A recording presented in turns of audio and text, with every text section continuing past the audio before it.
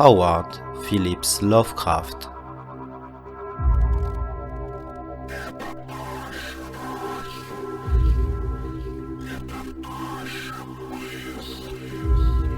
Les rats dans les murs.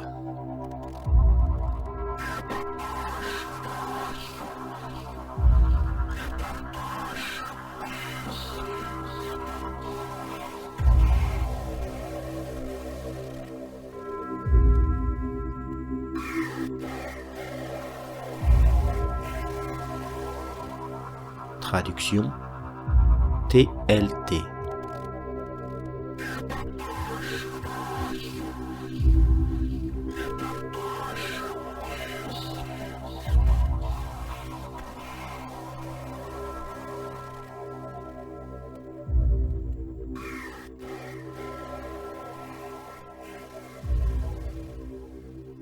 Le 16 juillet 1923, j'emménageais au prieuré d'Hexham, après que le dernier ouvrier eut fini son travail. La restauration avait été une tâche prodigieuse, car il restait bien peu de choses de cette pile de gravats désertés, sinon une coquille vide et en ruine. Cependant, comme cela avait été le berceau de mes ancêtres, je n'avais pas regardé à la dépense. L'endroit était inhabité depuis le règne de James Ier, lorsqu'une tragédie d'une nature particulièrement abominable, bien que largement inexpliquée, en avait abattu le maître, 5 de ses enfants, plusieurs serviteurs, et avait fait planer au-dessus du 3e fils, mon aïeul et seul survivant de cette lignée Onni, un nuage de suspicion et de terreur. Ce seul héritier étant convaincu de meurtre, le domaine était revenu à la couronne, sans que l'homme suspecté eût fait aucune tentative pour se disculper ou récupérer son bien.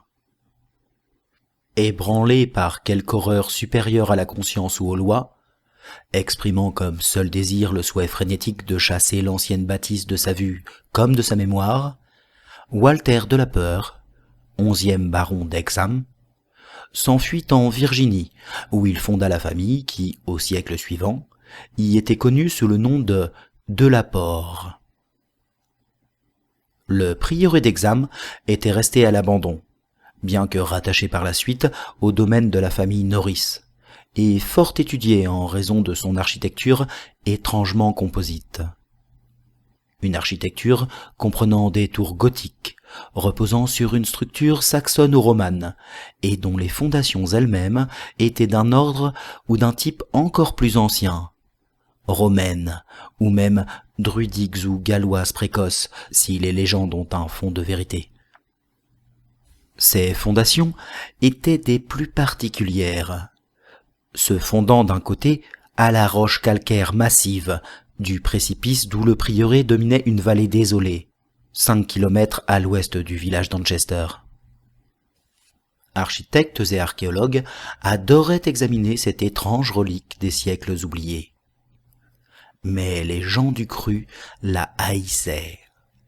Ils l'avaient haïe des siècles auparavant, alors que mes ancêtres y vivaient, et ils la haïssaient aujourd'hui, couverte des mousses et moisissures de l'abandon. Il ne m'avait pas fallu une journée à Anchester pour apprendre que je descendais d'une maison maudite. Et cette semaine, les ouvriers ont fait sauter le prieuré d'Hexham et sont en train d'effacer toute trace de ses fondations. J'avais toujours connu les grandes lignes de mon héritage, ainsi que le fait que mon premier ancêtre américain était venu aux colonies sous d'étranges auspices. Des détails, toutefois, j'avais été tenu dans la plus totale ignorance, en raison de la retenue en usage et toujours maintenue par les de la Port. Contrairement aux propriétaires des plantations voisines, nous ne nous vantions guère de nos ancêtres croisés, ni de quelques héros médiévaux ou de la Renaissance.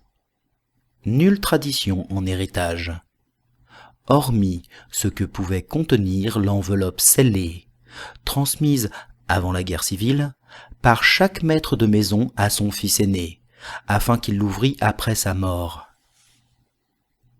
Pendant la guerre, notre fortune tarit, et notre existence entière fut bouleversée par l'incendie de Carfax, notre demeure située sur la rive de la James. Mon grand-père, d'un âge fort avancé, périt dans cette fureur de flammes, et avec lui disparut l'enveloppe qui nous avait tous liés au passé. Je me souviens de ce feu aujourd'hui comme je le vis alors, quand j'avais 7 ans. Les soldats fédéraux criant, les femmes hurlant, les nègres braillant et priant. Mon père était à la guerre, défendant Richmond. Et après nombre de formalités, ma mère et moi pûmes traverser les lignes pour le rejoindre. Quand la guerre prit fin, nous partîmes tous au nord, d'où venait ma mère. Et c'est en tant que Yankee flegmatique que j'entrai dans l'âge adulte, l'âge mûr, puis enfin dans l'opulence. Ni mon père ni moi ne sûmes jamais ce qu'avait contenu notre enveloppe héréditaire.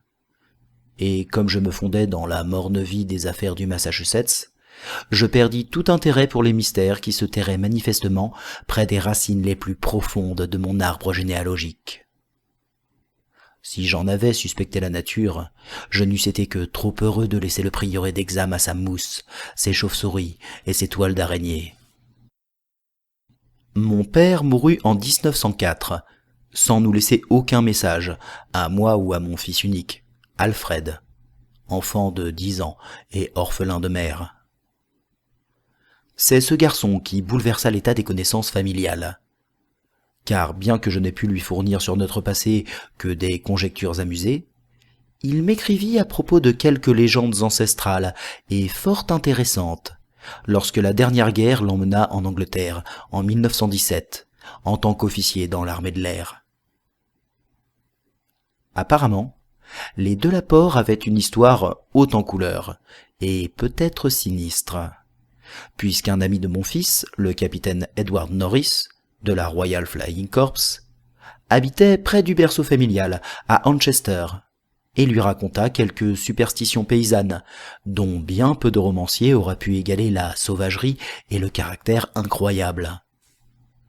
Bien entendu, Norris lui-même ne les prenait guère au sérieux, mais elles amusaient mon fils, et lui procuraient du contenu de qualité pour les lettres qu'il m'écrivait. C'est ce folklore qui me fit résolument concentrer mon attention sur mon héritage transatlantique, et me résolut à acquérir et restaurer le berceau familial que Norris avait montré à Alfred dans son pittoresque abandon, et qu'il lui avait proposé pour un prix étonnamment raisonnable, son oncle en étant le propriétaire. J'achetai le prieuré d'Hexham en 1918. Mais fut presque immédiatement détourné de mes plans de restauration par le retour de mon fils, mutilé par la guerre. Pendant les 2 années où il survécut, je ne me préoccupais de rien d'autre que de lui, laissant même mes partenaires se charger de mes affaires. En 1921, je me retrouvais en deuil et sans but, industriel à la retraite et vieillissant. Je me décidai à occuper les années qui me restaient avec ma nouvelle possession. Visitant Manchester en décembre, je fus diverti par le capitaine Norris, jeune homme bien en chair et aimable, qui avait tenu mon fils en la plus haute estime, et je m'assurai de son assistance afin de réunir plans et anecdotes pour me guider dans la restauration à venir. Je découvris sans émotion le prieuré d'Hexham lui-même. Tas de ruines médiévales ébranlantes, recouverts de lichens et criblés de nids de corbeaux, périlleusement perchés au-dessus d'un précipice et dénués de plancher ou d'aucune structure interne, hormis les murs de pierre des tours isolées. Alors que je redécouvrais progressivement l'image de l'édifice tel qu'il avait été lorsqu'il fut abandonné par mes ancêtres, 3 siècles auparavant, je commençai à recruter des ouvriers pour sa reconstruction. Je fus chaque fois contraint de m'éloigner des environs immédiats, car les villageois d'Manchester nourrissaient pour l'endroit une crainte et une haine presque incroyables. Le sentiment était si fort qu'il se transmettait parfois aux ouvriers de l'extérieur, provoquant de nombreux désistements, son influence semblant englober à la fois le prieuré et son ancienne famille. Mon fils m'avait dit que, lors de ses visites, On l'évitait quelque peu, parce qu'il était un de la peur, et je me trouvais désormais subtilement ostracisé pour une raison similaire, jusqu'à ce que j'eusse convaincu les paysans de la très faible connaissance que j'avais de mon héritage. Même alors, leur ton maussade m'indiquait qu'ils ne m'appréciaient guère, et je dus me résoudre à collecter la plupart des traditions du village par l'intermédiaire de Norris. Ce que ces gens ne pouvaient pardonner peut-être, c'était le fait que j'étais venu restaurer un symbole qui leur semblait si abject, car, de façon rationnelle ou non, ils considéraient que le prieuré d'Hexham n'était rien de moins qu'un repère de démons et de loups-garous. Rassemblant les histoires que Norris collectait pour moi, et les complétant par les récits de plusieurs savants ayant étudié les ruines, je déduisis que le prieuré d'Hexham se tenait sur le site d'un temple préhistorique, une chose druidique ou pré-druidique, qui avait dû être contemporaine de Stonehenge. Peu doutaient que des rites indescriptibles avaient été célébrés ici, et il y avait de fort déplaisantes histoires de transfert de ces rites vers le culte de Cybèle que les Romains avaient introduit. Des inscriptions toujours visibles dans les caves inférieures montraient des lettres caractéristiques telles que Diu, Ops, Magna Mat, signe de la Magna Mater, dont le sombre culte fut à une époque interdit en vain aux citoyens romains. Anchester avait été le campement de la 3e légion d'Auguste, comme le montraient de nombreux vestiges, et on disait que le temple de Cybèle était magnifique, et qu'une foule s'y pressait pour y pratiquer des cérémonies sans nom, sous les ordres d'un prêtre phrygien. Les histoires ajoutaient que la chute de l'étrange religion ne mit pas fin aux orgies du temple, mais que le prêtre se maintint dans la foi nouvelle, sans réel changement. De même, il se disait que les rites ne disparurent pas avec le pouvoir romain, et que certains, parmi les Saxons, s'ajoutèrent à ce qui restait du temple, et lui donnèrent l'essentiel de la forme qui fut préservée par la suite, en faisant le centre d'un culte craint dans la moitié de l'Heptarchie. Environ 1000 ans après Jésus-Christ, l'endroit est évoqué dans une chronique comme étant un prieuré de pierre conséquent, hébergeant un ordre monastique étrange et puissant, et entouré de vastes jardins, ne nécessitant aucun mur pour l'isoler d'une populace apeurée. Il ne fut jamais détruit par les Danois, bien qu'il dût terriblement péricliter après la conquête normande, puisqu'il n'y eut aucun obstacle lorsque Henri III accorda le site à mon ancêtre, Gilbert de la Peur, premier baron d'Hexham, en 1261. Rien de mauvais ne se rattache à ma famille avant cette date, mais quelque chose d'étrange a dû arriver alors. Une chronique fait référence à un de la Peur en tant que « maudit de Dieu » en 1307, alors que le folklore villageois n'évoquait, du château qui s'était dressé sur les fondations des anciens temples et prieurés, qu'une peur mauvaise et frénétique. Les histoires qu'on se racontait au coin du feu prenaient les formes les plus épouvantables, rendues plus terribles encore par leur retenue terrifiée et leur flou évasif. Elles représentaient mes ancêtres comme une race de démons héréditaires, à côté desquels Gilles de Rais et le marquis de Sade passaient pour de simples novices, et elles suggéraient à mots couverts leur responsabilité dans les disparitions ponctuelles de villageois pendant plusieurs siècles. Les pires individus, apparemment, étaient les barons et leurs héritiers directs, ou du moins c'est sur ceux-ci que les rumeurs se concentraient. Il se racontait qu'un héritier aux inclinaisons plus saines mourait jeune et dans des conditions mystérieuses, pour laisser la place à un autre rejeton plus conforme. Il semblait y avoir un culte interne à la famille, présidé par le maître de maison et parfois restreint à quelques membres. Le tempérament, plutôt que l'ascendance, semblait visiblement être à la base de ce culte, car il fut embrassé par plusieurs qui rejoignirent la famille par le mariage.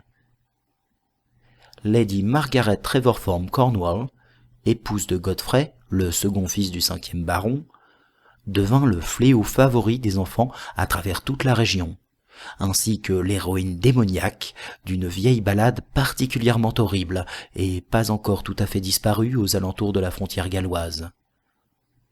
Également préservée dans les ballades, bien que n'illustrant pas le même aspect, se trouve l'histoire affreuse de Lady Marie de la Peur, qui peu après son mariage au comte de Shoefields, fut tuée par lui et sa mère, les deux meurtriers ayant été absous et bénis par le prêtre, à qui ils confessèrent ce qu'ils n'osèrent pas répéter au reste du monde. Ces mythes et ballades, typiques en ce qu'elles contenaient de pure superstition, me rebutèrent grandement. Leur persistance et leur application à une si longue lignée de mes ancêtres étaient particulièrement irritantes, alors même que l'évocation de pratiques monstrueuses s'avérait désagréablement réminiscente du seul scandale connu touchant à mes aïeux immédiats, le cas de mon cousin, le jeune Randolph Delaport de Carfax, qui rejoignit les nègres et devint prêtre vaudou après qu'il fût revenu de la guerre du Mexique. Je fus bien moins perturbé par les histoires plus vagues, portant sur les gémissements et les hurlements sur la lande, vallée balayée par les vents sous la falaise calcaire, sur la puanteur du cimetière après les pluies de printemps, sur les piétinements de la chose blanche et crissante sur laquelle le cheval de Sir John Clave avait marché une nuit dans un champ isolé, et sur le serviteur qui était devenu fou en apercevant quelque chose dans le prieuré en pleine lumière du jour. Toutes ces choses n'étaient que clichés de la tradition spectrale, et j'étais, à cette époque, un sceptique confirmé. Les rapports sur des paysans disparus étaient plus difficiles à dédaigner, quoique pas nécessairement signifiants au regard de coutumes médiévales. Une curiosité indiscrète signifiait la mort, et plus d'une tête tranchée avait été publiquement exposée au bastion, désormais disparu, du prieuré d'Hexham.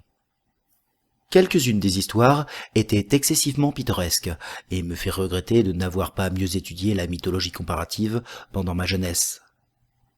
Il y avait, par exemple, la croyance qu'une légion de diables aux ailes de chauve-souris participait chaque nuit à un sabbat des sorcières dans le prieuré, légion dont la subsistance aurait pu expliquer l'abondance disproportionnée de légumes vulgaires récoltés dans les vastes jardins. Et par-dessus tout, il y avait l'épopée dramatique des rats, l'armée galopante de vermine obscène qui avait jailli du château 3 mois après la tragédie qui l'avait condamné à l'abandon, l'armée décharnée, crasseuse, affamée, qui avait tout balayé devant elle et dévoré volailles, chats, chiens et même 2 malheureux êtres humains avant que sa fureur ne s'évanouisse. Autour de cette inoubliable armée de rongeurs gravit un cycle de mythes spécifiques, car elle s'éparpilla parmi les maisons du village et sema malheurs et horreurs dans son sillage.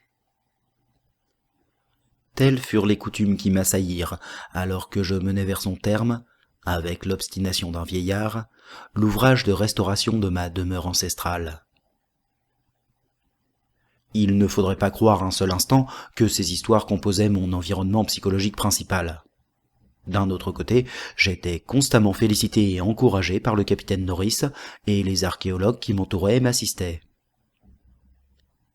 Lorsque la tâche fut achevée, plus de 2 ans après qu'elle eût débuté, j'inspectais les salles immenses, les murs lambrissés, les plafonds voûtés et les larges escaliers avec une fierté qui compensait totalement les dépenses prodigieuses de la restauration. Chaque attribut du Moyen-Âge était ingénieusement reproduit, et les parties récentes se mêlaient parfaitement aux murs et fondations originelles. Le berceau de mes pères était achevé, et j'aspirais à racheter au moins la gloire locale de la lignée qui s'achevait avec moi. Je pouvais résider là de façon permanente, et prouver qu'un Delapeur, car j'avais adopté l'orthographe originelle du nom, n'est point nécessairement un monstre. Mon réconfort était peut-être augmenté par le fait que, bien que le prieuré d'Hexham fût aménagé à la mode médiévale, l'intérieur en était à la vérité totalement nouveau, et libéré à la fois de l'ancienne vermine et des vieux fantômes. Comme je le dis, j'emménageai le 16 juillet 1923. Ma maisonnée consistait en 7 de mes serviteurs et 9 chats, appréciant moi-même particulièrement cette dernière espèce. Mon chat le plus âgé, Négro, avait 7 ans, et était venu avec moi depuis ma maison de Boston, Massachusetts. J'avais accumulé les autres alors que je vivais dans la famille du capitaine Norris, pendant la restauration du prieuré. Pendant 5 jours, notre routine se déroula dans le plus grand calme, mon temps étant principalement employé au décryptage de vieilles données familiales. J'étais désormais en possession de rapports très détaillés sur la tragédie finale et sur la fuite de Walter de la Peur, que je supposais être le contenu probable du document héréditaire perdu dans l'incendie de Carfax. Il apparaissait que ce n'était pas sans raison que l'on avait accusé mon ancêtre d'avoir tué dans leur sommeil tous les autres membres de son foyer, hormis 4 serviteurs complices, environ 2 semaines après une découverte traumatisante qui modifia totalement son attitude, mais qu'il ne dévoila à personne, sinon à mots couverts, sauf peut-être aux serviteurs qui l'assistèrent avant de fuir, hors d'atteinte. Ce massacre délibéré, incluant un père, 3 frères et 2 sœurs, fut largement excusé par les villageois, et traité de façon si désinvolte par la loi que l'auteur s'échappa vers la Virginie honorée, indemne et sans se dissimuler. Le sentiment général qui se murmurait étant qu'il avait purifié la terre d'une malédiction immémoriale. Quelle découverte avait déclenché un acte aussi terrible? Je pouvais même à peine en présumer. Walter de la Peur devait avoir connu depuis des années les sinistres histoires concernant sa famille. Cette matière ne pouvait avoir provoqué chez lui aucune impulsion nouvelle. Avait-il, alors, assisté à quelque rite ancien et révoltant, ou était-il tombé sur quelque symbole atroce et révélateur dans le prieuré ou ses environs? Il était connu en Angleterre comme un jeune homme timide et doux. En Virginie, il n'avait pas autant semblé dur ou amer que tourmenté et inquiet. Il était mentionné dans le journal d'un autre gentilhomme aventurier, Francis Harley de Bellevues, comme un homme d'une justice, d'un honneur et d'une délicatesse remarquables. Le 22 juillet advint le premier incident qui, bien que largement négligé à l'époque, prend une signification surnaturelle relativement aux événements ultérieurs. Ce fut si simple que c'en fut presque négligeable, et aurait pu n'être pas remarqué dans d'autres circonstances. Car il doit être rappelé que, comme j'étais dans un bâtiment quasiment neuf, sinon pour les murs, et entouré de tout le personnel nécessaire, toute appréhension eût pu paraître absurde, malgré l'endroit. Ce dont je me souvins après coup tient en ceci. Que mon vieux chat, dont je connais si bien les humeurs, était indiscutablement attentif et anxieux, dans des proportions sans commune mesure avec son caractère habituel. Il errait d'une salle à l'autre, inquiet et perturbé, et reniflait constamment les murs qui composaient la structure gothique. Je réalise à quel point l'événement peut sembler banal, comme l'incontournable chien des histoires de fantômes, qui grogne avant que son maître n'aperçoive la silhouette en linceul. Cependant, je ne puis, en toute honnêteté, le passer sous silence. Le jour suivant, un serviteur se plaignit de la nervosité des chats de la maison. Il vint me voir dans mon bureau, une salle au second étage de l'aile ouest, avec un haut plafond de voûtes entrecroisées, lambrissé de chêne noir, et avec une fenêtre gothique dominant la falaise calcaire et la vallée désolée. Et alors même qu'il me parlait, j'apercevais la silhouette furtive de Négro, rampant le long de l'aile ouest et grattant les nouveaux panneaux qui recouvraient la pierre antique. Je dis à l'homme que la vieille maçonnerie devait produire une odeur ou une émanation singulière, imperceptible au sens humain, mais perturbant les délicats organes des chats, même à travers les nouvelles boiseries. Je le croyais vraiment, et quand le brave homme suggéra la présence de souris ou de rats, je fis remarquer qu'il n'y avait eu ici aucun rat depuis 3 siècles, et qu'on pourrait même difficilement trouver dans ces hauts murs, où elles n'avaient pas coutume de s'égarer, les souris des champs de la région. Cet après-midi-là, je fis appeler le capitaine Norris, et il m'assura qu'il serait assez incroyable que les souris des champs infestassent le prieuré d'une manière si soudaine et inédite. Cette nuit-là, gérant les affaires courantes avec un domestique, je me retirai dans la chambre de la tour ouest que je m'étais assignée, et que l'on pouvait atteindre depuis le bureau par un escalier de pierre et une courte galerie. Le premier partiellement antique et la seconde entièrement restaurée. C'était une chambre circulaire, très haute et sans lambris, décorée de tapisseries que j'avais moi-même choisies à Londres. Comme Négro m'accompagnait, je fermai la lourde porte gothique et me retirai sous la lumière des ampoules électriques qui imitaient fort astucieusement des bougies. J'éteignis enfin les lumières et m'affalai dans le lit à baldaquin sculpté, le vénérable chat à mes pieds, sa place habituelle. Je ne tirai pas les rideaux, mais regardai par l'étroite fenêtre qui me faisait face.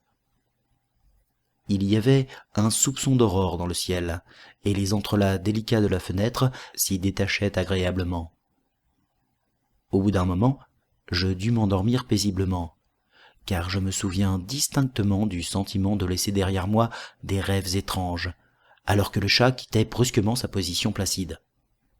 Je le vis, dans la faible lueur de l'aube, tête tendue vers l'avant, les pattes antérieures sur mes chevilles et les pattes postérieures étirées. Il observait avec intensité un point sur le mur, un peu à l'ouest de la fenêtre. Point que rien ne distinguait à mes yeux, mais vers lequel toute mon attention était désormais dirigée. Tandis que je l'observais, je sus que Négro ne s'agitait pas en vain.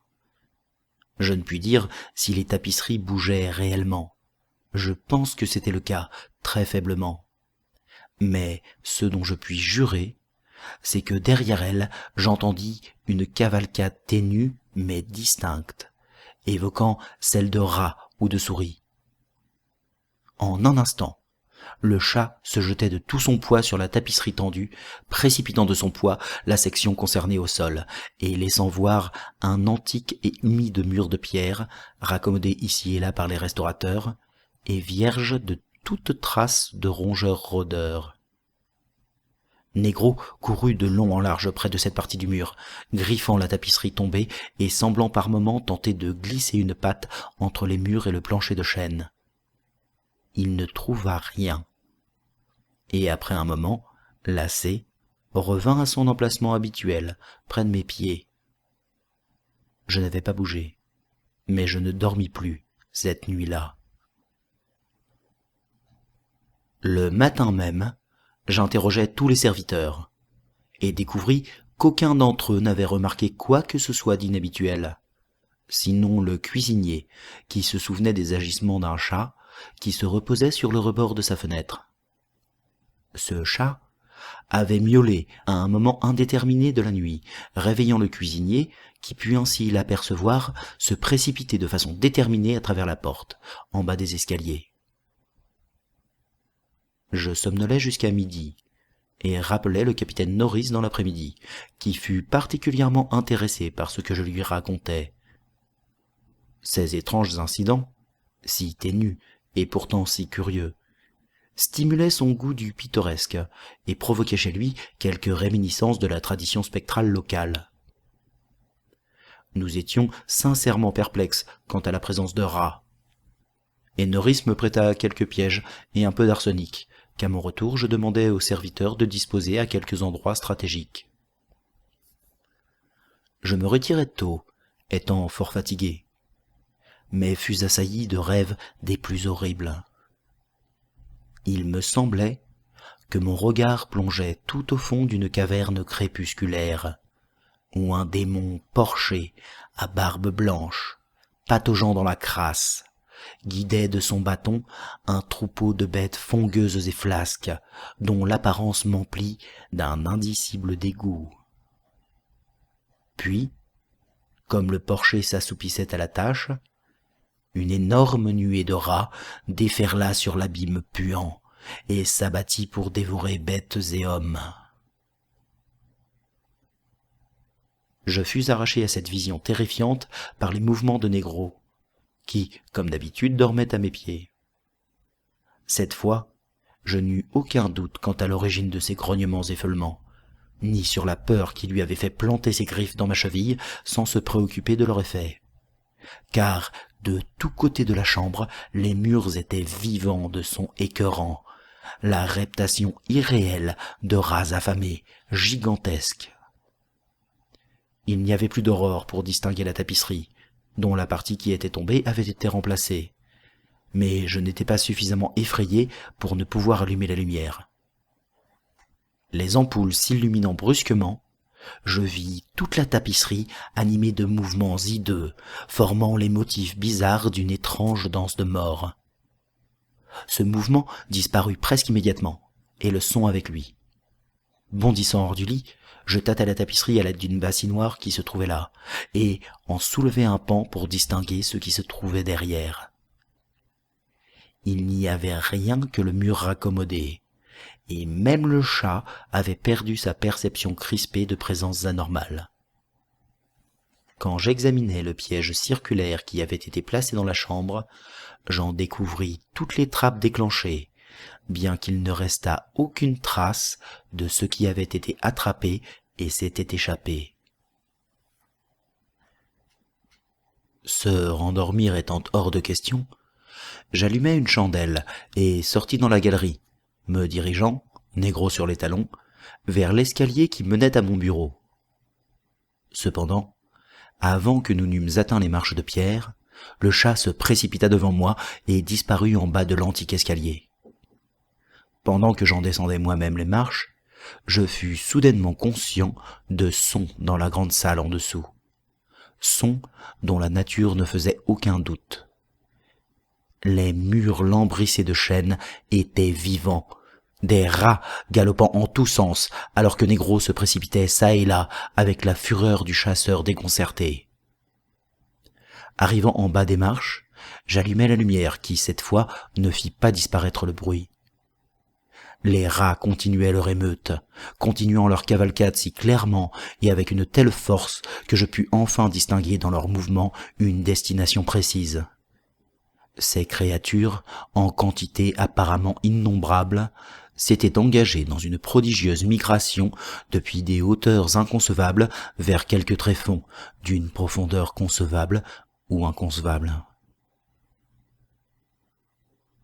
J'entendais à présent des pas dans le couloir, et quelques instants plus tard, 2 serviteurs ouvrirent la porte massive.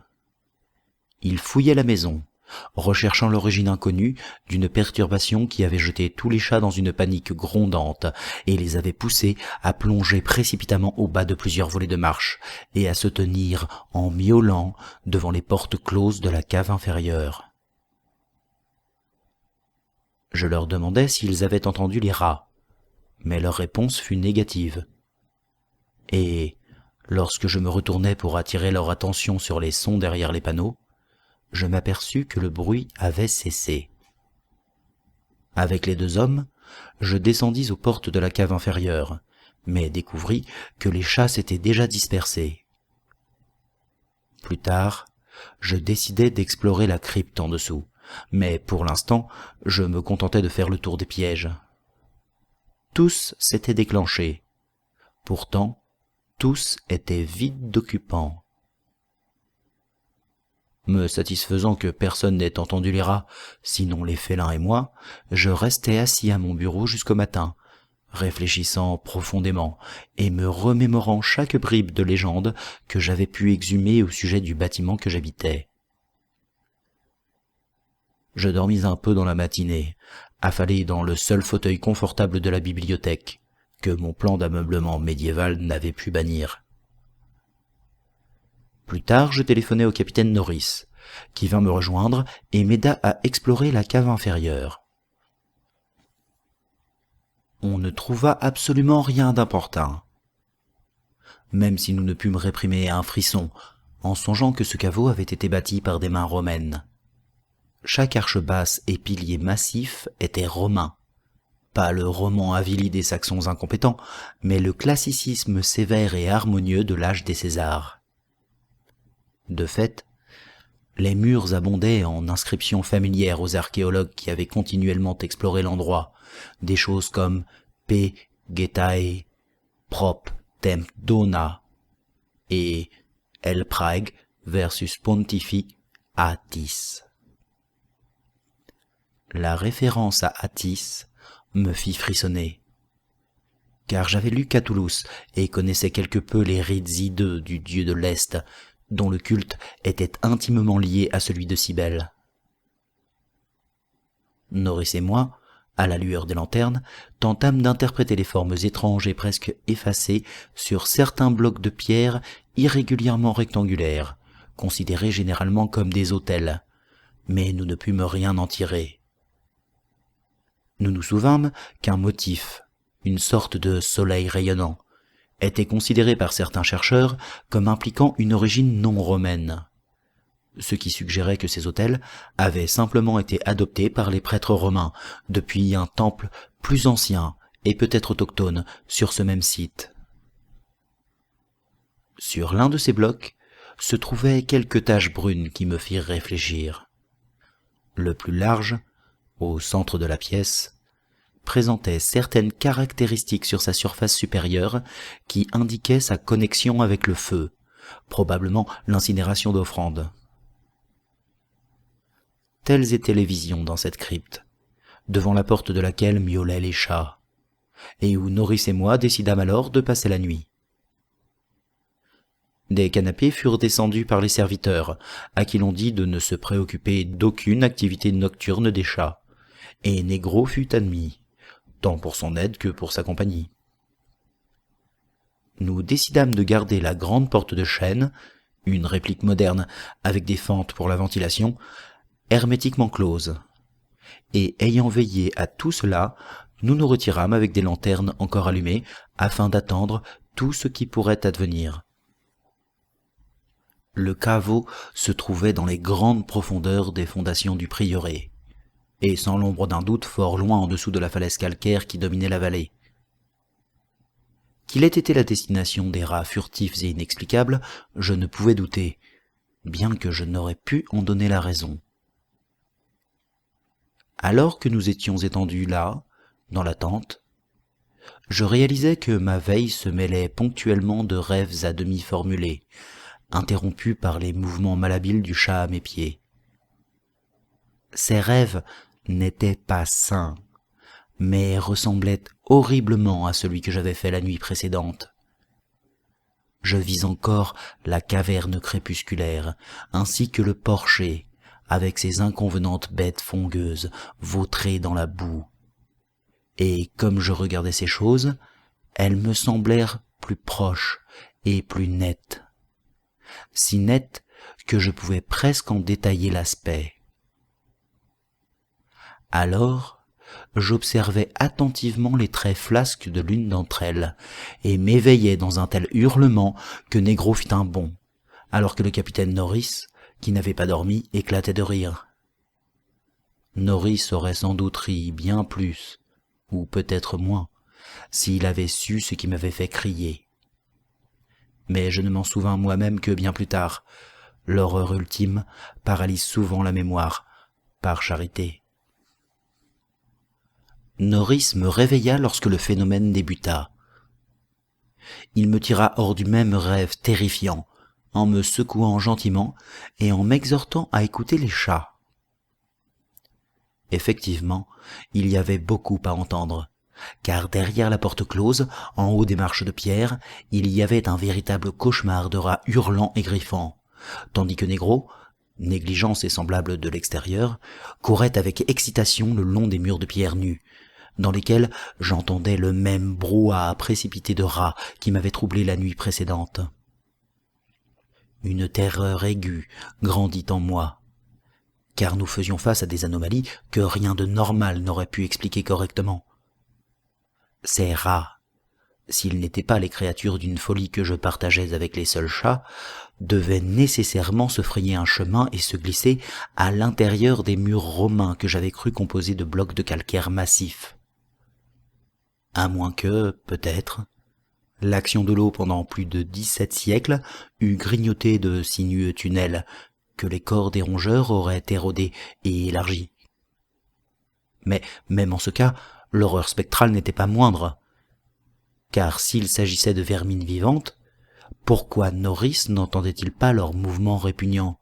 Pourquoi m'avait-il demandé d'observer Négro et d'écouter les chats à l'extérieur? Et pourquoi faisait-il des suppositions fantasques et vagues sur ce qui pouvait les avoir excités? Au moment où j'étais parvenu à lui dire, aussi rationnellement que je le pouvais, ce que je pensais entendre, mes oreilles me donnèrent les dernières impressions d'une débandade qui s'éloignait, qui s'était repliée encore plus bas, loin en dessous de cette cave, la plus profonde de toutes, jusqu'à ce qu'il semblât que l'intégralité des profondeurs de la falaise était criblée de rats fouineurs. Norris n'était pas aussi sceptique que je l'avais imaginé, mais il semblait par contre particulièrement ému. Il me fit remarquer par signe que les chats derrière la porte avaient mis fin à leurs clameurs, comme s'ils pensaient avoir perdu les rats, alors même que Négro avait un relent d'agitation et griffait frénétiquement le bas du large autel de pierre au centre de la pièce, qui était plus proche du divan de Norris que du mien. À cet instant, ma peur de l'inconnu était immense. Il était arrivé quelque chose de stupéfiant, et je constatais que le capitaine Norris, un homme plus jeune, plus robuste, et probablement plus naturellement matérialiste, était affecté autant que moi-même, peut-être en raison de sa connaissance approfondie, depuis sa naissance, de la légende locale. Nous ne pouvions rien faire d'autre pour le moment que regarder le vieux chat noir alors qu'il griffait avec une ferveur décroissante la base de l'autel, levant la tête de temps à autre et miaulant vers moi de la façon persuasive qu'il employait quand il souhaitait que je lui accorde quelque faveur.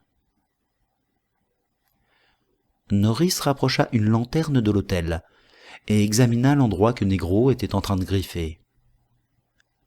Agenouillé en silence, arrachant les lichens des siècles qui jonchaient le bloc pré-romain massif au sol de mosaïque. Il ne trouva rien, et était prêt à abandonner ses efforts lorsque je remarquai un détail trivial qui me fit frissonner, même si cela ne signifiait rien de plus que ce que j'avais déjà imaginé.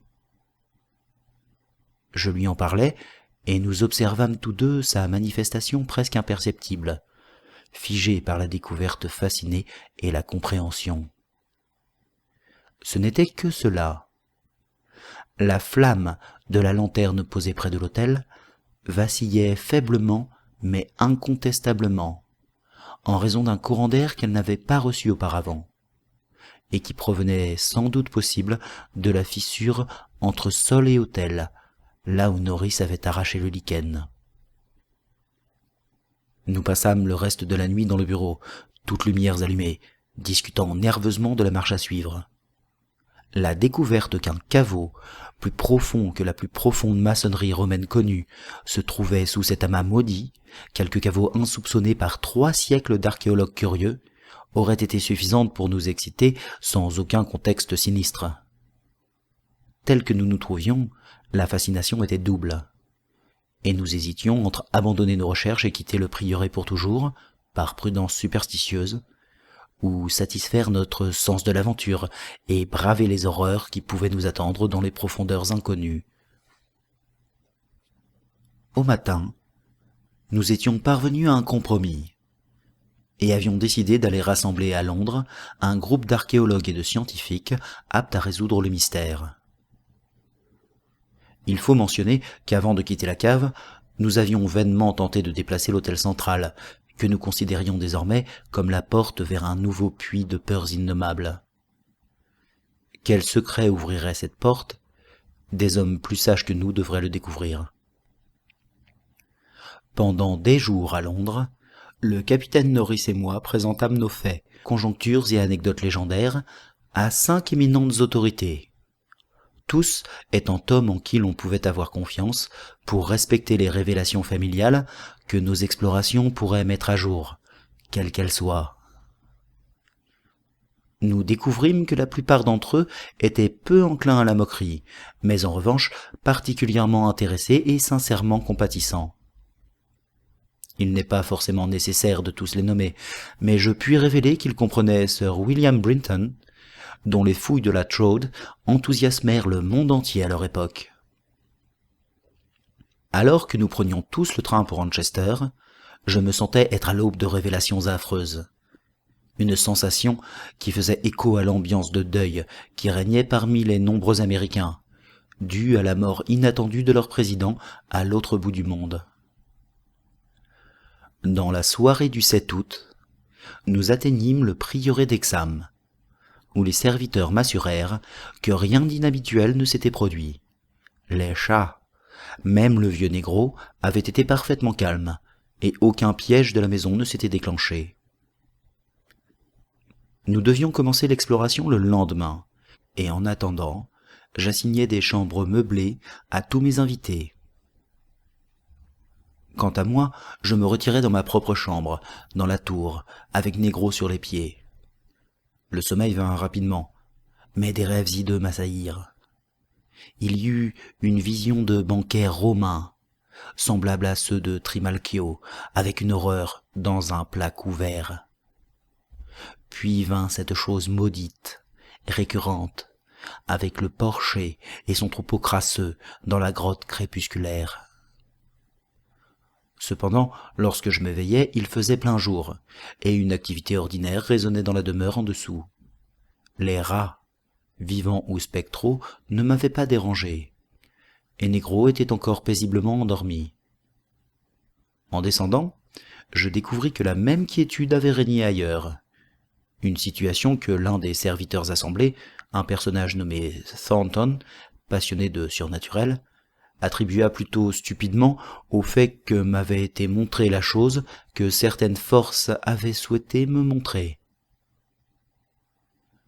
Tout était prêt désormais, et à 11 heures du matin, notre groupe de 7 hommes, portant de puissantes lampes torches électriques et nos équipements de fouille, descendit à la cave inférieure et verrouilla la porte derrière lui.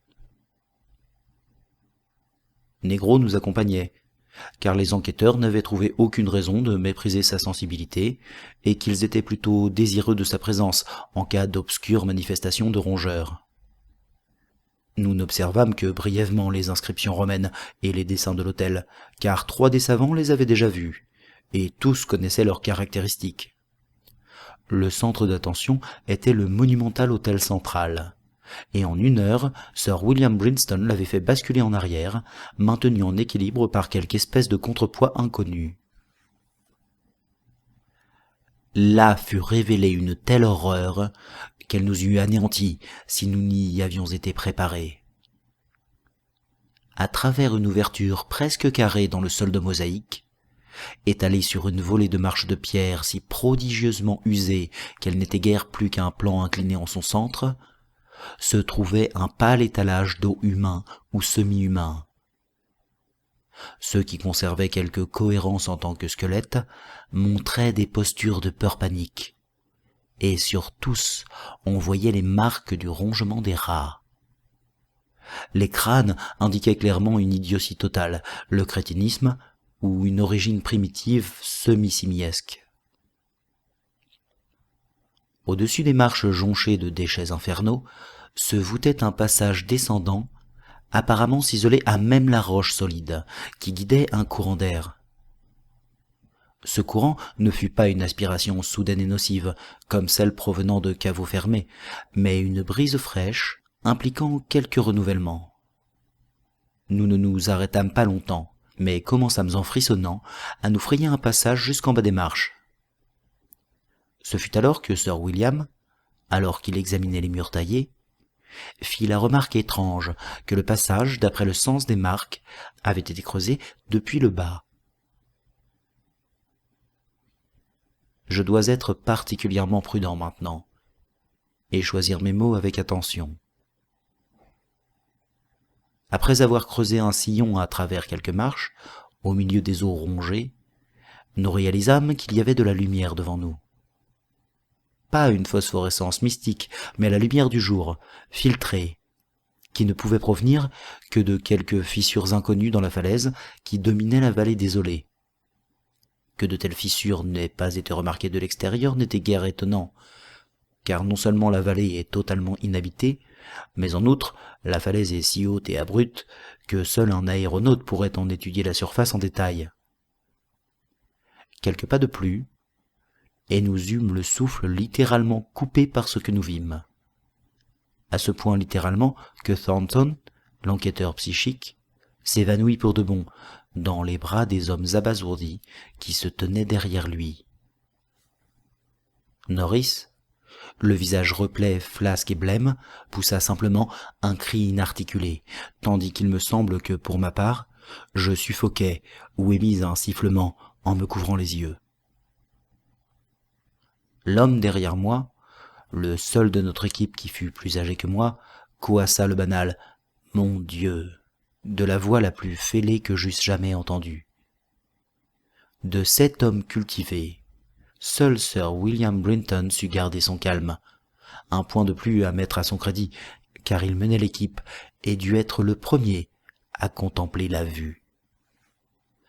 C'était une grotte crépusculaire, d'une hauteur gigantesque, s'étendant bien au-delà de ce que l'œil pouvait percevoir. Un monde souterrain de mystères sans limite et horriblement suggestif. Il y avait des bâtiments et d'autres restes d'architecture. D'un coup d'œil terrifié, je vis un étrange arrangement de tumulus, un cercle sauvage de monolithes, le dôme bas d'une ruine romaine, un vaste amas saxon et un édifice de bois anglais primitif. Mais tout ceci était éclipsé par le spectacle macabre qu'offrait la surface générale du sol. Sur des mètres, autour des marches, s'étendait un enchevêtrement insensé d'os humains, ou d'os au moins aussi humains que ceux sur les marches. Ils s'étiraient comme une mer d'écume, certains éparpillés, mais d'autres entièrement ou partiellement articulés comme des squelettes. Ces derniers, invariablement dans des poses de frénésie démoniaque, soit repoussant quelques menaces, soit agrippant d'autres formes avec des intentions cannibales. Lorsque le docteur Trask, l'anthropologue, s'arrêta afin de classifier les crânes, il découvrit un mélange dégénéré qui le déconcerta au plus haut point.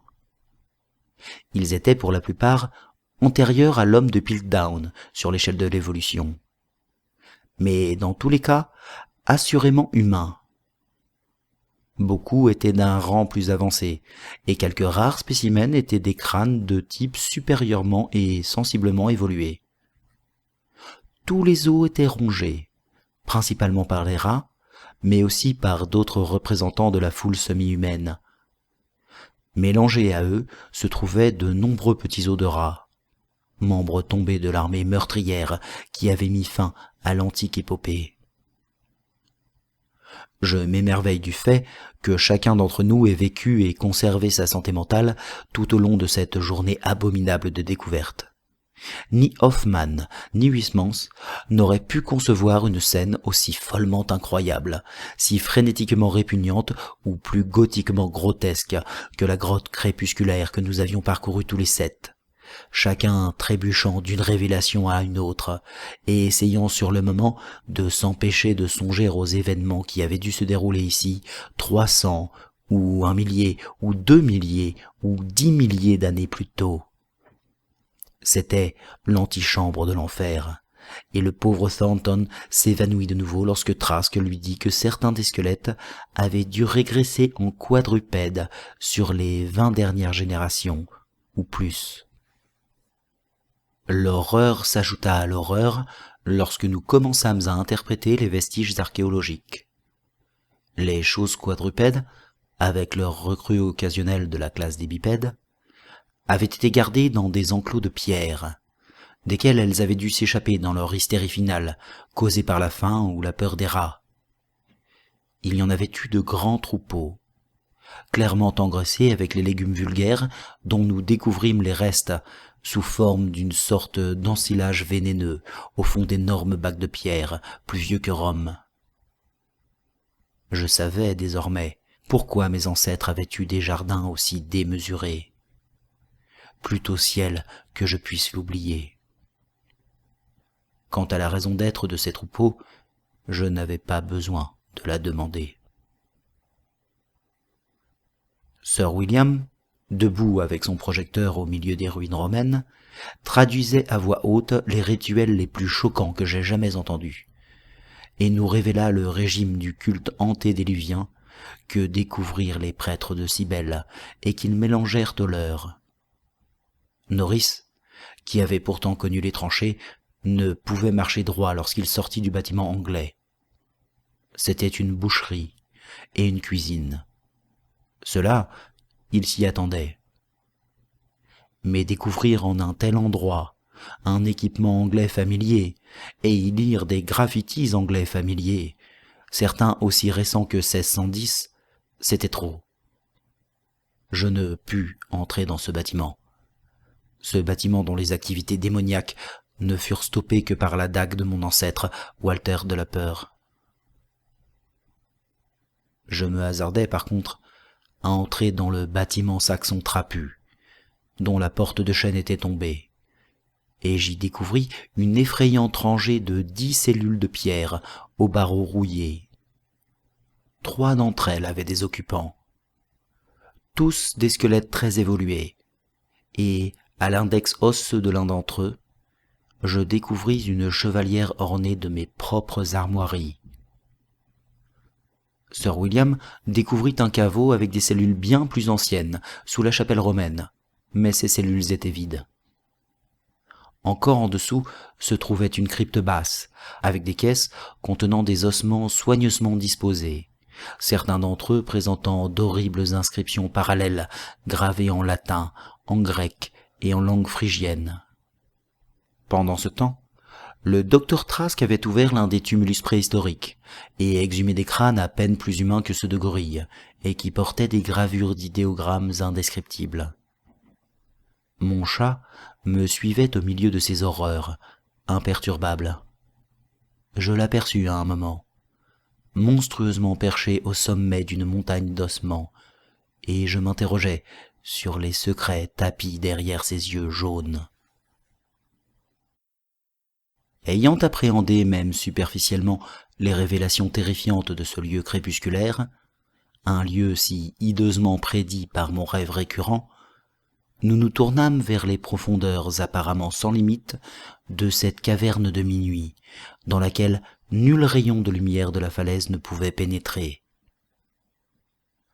Nous ne saurons jamais quels mondes stygiens aveugles s'ouvraient au-delà de la petite distance que nous parcourûmes, car il fut décidé que de tels secrets ne sont pas bons pour l'humanité.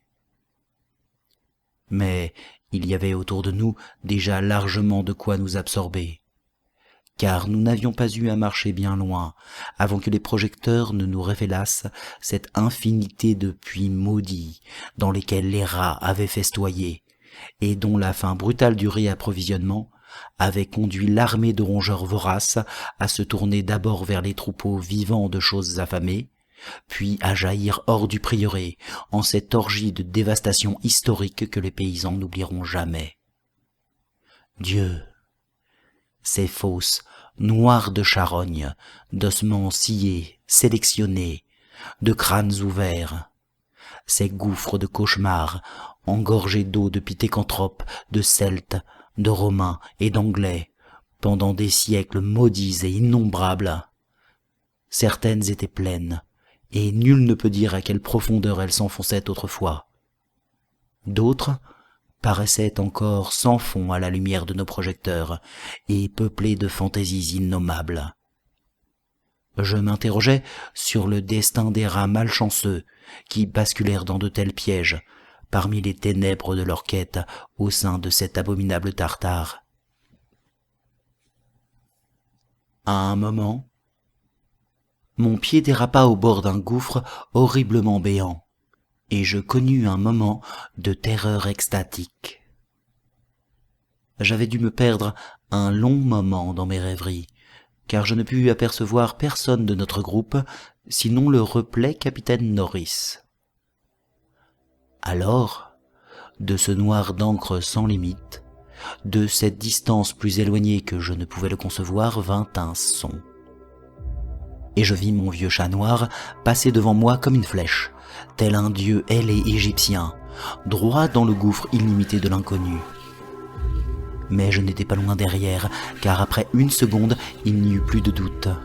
C'était l'étrange débandade de ces rats nés du démon, toujours en quête de nouvelles horreurs, et déterminés à me guider, même vers ces cavernes grimaçantes du centre de la terre, où Nyarlathotep, le dieu fou sans visage, hurle aveuglément dans les ténèbres au son de 2 joueurs de flûtes arriérés et amorphes. Mon projecteur expira, mais je courais encore. J'entendis des voix, et des hurlements, et des échos. Mais par-dessus tout s'élevait doucement cette cavalcade impie et insidieuse, s'élevant doucement, s'élevant comme un cadavre raide et gonflé, s'élève doucement au-dessus d'une rivière d'huile qui s'écoule sous les ponts d'onyx sans fin vers une mer noire et putride. Quelque chose me percuta, quelque chose de doux et dodu. Ce devait être les rats, l'armée vorace, gélatineuse, visqueuse, qui se régale des morts et des vivants. Pourquoi les rats ne devraient-ils pas manger un de la peur, alors qu'un de la peur mange des choses interdites? La guerre a mangé mon garçon, qu'ils soient tous maudits. Et les Yankees ont mangé Carfax avec les flammes, et ont brûlé les grands cires de la peur. Et le secret? Non, non, je vous le dis, je ne suis pas le démon Porcher dans la grotte crépusculaire. Ce n'était pas le gras visage d'Edward Norris sur cette chose fongieuse et molle. Qui dit que je suis un de la peur? Il a vécu, mais mon fils est mort. Un Norris doit-il posséder la terre d'un de la peur? C'est le vaudou, je vous le dis. Ce serpent tacheté. Maudit sois-tu, Thornton, je vais t'apprendre à t'évanouir devant les actes de ma famille. Peste faquin, je vais t'apprendre à goûter. Voulois-tu me travaillois avec qui celui? Magna Mater. Magna Mater. Dies dir Atagait Atarodam Agus, was du nach dort, ton as de la sorte. Agus Leerso.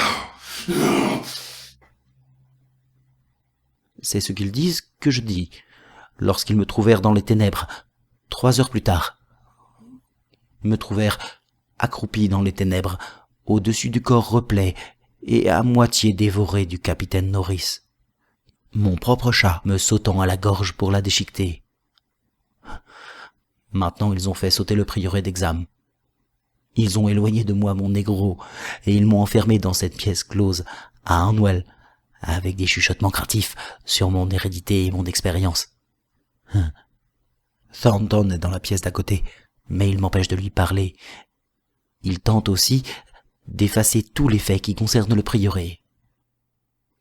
Quand il parle du pauvre Norris, il m'accuse de cette chose affreuse. Mais il faut qu'il sache que je ne l'ai pas fait.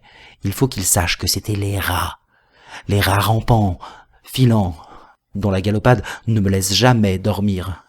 Les rats démons qui courent derrière le capitonnage de cette pièce et qui m'entraînent au fond des plus immenses horreurs que j'ai jamais connues.